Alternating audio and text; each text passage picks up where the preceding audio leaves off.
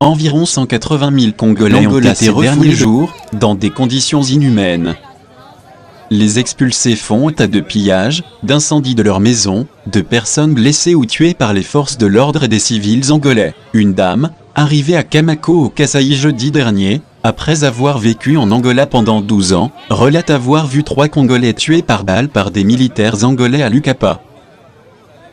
Les soldats nous ont expulsés par surprise. C'étaient des bérets rouges. Ils étaient habillés en rouge. Ils entraient des maisons et prenaient les biens. Nous nous sommes dispersés. Ils lançaient des gaz. Ils tiraient des coups de feu. C'était comme une guerre. Quand ils tiraient, nous nous enfuyions. Et ils profitaient pour emporter les biens qu'il y avait dans nos maisons. Selon elle, il était alors impossible pour les Congolais de rester là-bas, après incendie de leurs maisons et pillage systématique de leurs biens. Ce n'est pas une question de documents. Avec ou sans documents, ils nous chassent. Les gens ont perdu beaucoup de choses. Des marchandises, de l'argent. Nous sommes sortis bredouilles. Ils nous ont transportés, à bord des camions de marque, Kamaz jusqu'à la frontière. C'est la souffrance, a témoigné cette femme. La RDC quant à elle, prévoit une riposte sans pareille.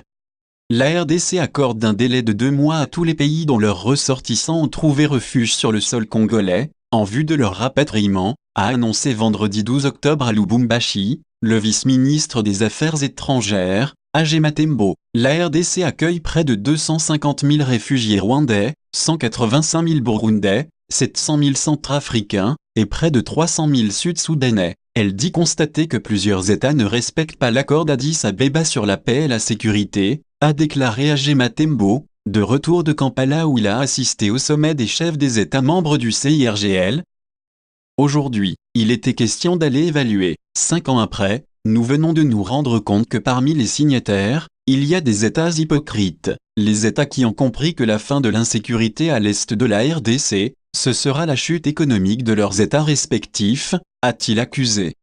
Selon lui, ces États agissent en complicité avec leurs frères qui viennent pour insécuriser le pays, en pillant nos minerais, en violant nos mamans, nos sœurs et en prenant tout sur leur passage. Il a annoncé une riposte sans pareille, d'ici 2 mois.